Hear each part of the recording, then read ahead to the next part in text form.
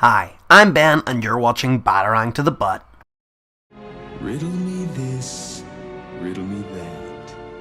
Who's afraid of the big black bat? The Riddler first appeared in Detective Comics issue 140 way back in 1948. With a name like Edward Nygma, yes that's right, Enigma, it's not too surprising to find that he grew up with an interest in puzzles. In fact, he became known as a puzzle expert amongst his friends. But here's the twist. Turns out that he cheated. He rigged most of his puzzles. Then, he began using his puzzles and his cheating methods to con people at a local carnival. However, this wasn't enough for Nygma. He needed a bigger thrill, and that's why he decided to become an adversary to Batman and Robin. He became the Riddler. Well, that's the original interpretation anyway, and it is still pretty much the blueprint for the character. But over the decades since, the Riddler has become very popular, and so he has gone through many different interpretations. I think it's fair to say that the first interpretation of the character that made him popular was from the iconic 60s Batman series, where he was portrayed by Frank Gorshin. Oh, what is it that no man wants to have, yet no man wants to lose? A lawsuit. Correct, boy wonder. That show is so camp and wonderful, and Gorshin's performance was even nominated for an Emmy. The Riddler was originally portrayed as a playful but seemingly sane criminal trickster, but nowadays he's the victim of an intense obsessive compulsion. The idea of his obsession was first introduced in 1966's Batman issue 179, which was titled The Riddleless Robberies of the Riddler. In this comic, he tried to refrain from leaving a riddle, but ultimately he failed, and as always, it led to his downfall. This obsessive compulsion has since become a recurring theme for him. I would say it's the main contributing factor for the Riddler becoming a darker and more grounded character. He's often portrayed as even a tragic character. Fast forward to 2005's Justice issue 2, and it was suggested that Edward's father physically abused him, which left him with a compulsion to tell the truth, materialising through the telling of riddles. It also gave him a desire to consistently prove his superiority by outwitting everyone around him. Honestly, the Riddler's had a pretty rough life. At one point, he was even diagnosed with brain cancer. In Batman issue 619, during the Hush storyline, Riddler reveals that he knows Batman's secret identity. Bats was visiting him in Arkham Asylum to question him about Hush, when the Riddler took the discussion in a different direction. He reveals that he had recently taken a dip in Lazarus Pit to cheat death. Then the interrogation takes a tense turn. In order for these plans and machinations to have fallen into place, the Riddler must have figured out something. It seems that he has solved the riddle. He claims that the Lazarus Pit had given him a unique sense of clarity. Riddle me this. Who is that under Batman's mask?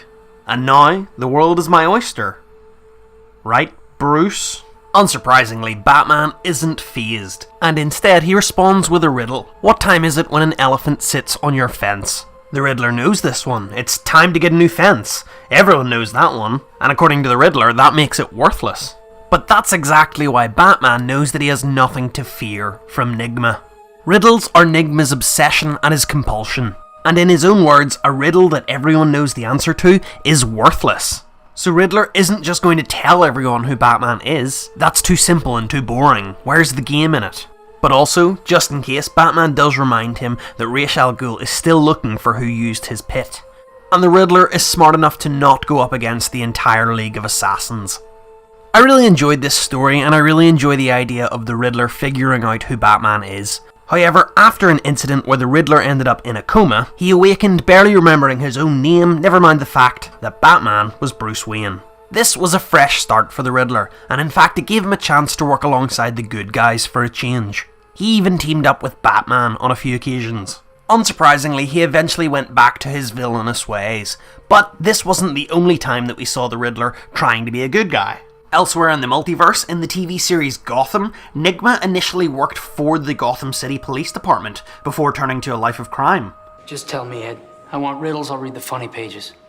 Also, in the original plans for Zack Snyder's Justice League sequel, the Riddler was going to be the one to solve Darkseid's anti-life equation. However, what he discovered would have led him to madness, and he would have blown his brains out. I think that would have been a pretty neat plot point. But hey, since we're here and we're talking about him, I'd love to hear your favourite version of the character, so leave that down in the comments below, and maybe we'll have a chat about it. But anyway, as you can see, the character is constantly being updated and adapted to fit different stories in different continuities. For example, in some more modern interpretations, his real name is Edward Nashton. And after DC's Flashpoint reboot, the Riddler was the first supervillain that Batman faced off against in the New 52 era of their comics. That happened in Zero Year, which is a wonderful comic by Scott Snyder with art by Greg Capullo. Big recommendation. Now, riddle me this. What is always in front of you, but cannot be seen? Did you get it? It's the future. And speaking of the future, the next Riddler adaptation that's probably on everybody's radar is from the upcoming The Batman from director Matt Reeves, in which the character will be portrayed by the fantastically talented Paul Dano. This iteration seems to be leaning far away from anything goofy or camp, and he instead seems more inspired by the Zodiac Killer or Jigsaw. I'm pretty psyched for this film, and I think it's going to be dope. And this interpretation of the Riddler looks genuinely terrifying. Oh, and also, how dope is this promotional billboard in Germany? Pretty sick, right? It's genius. This one's pretty fun too, but come on, look at that, that's so dope and spooky. Anyway, that's the end of this video. I hope you really enjoyed it. If you did, please leave a like, as always, and I'll see you next time for more geeky good stuff just like this. Oh, you're still here?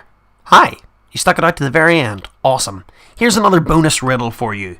What two letters of the alphabet say goodbye? Ready for the answer? See you.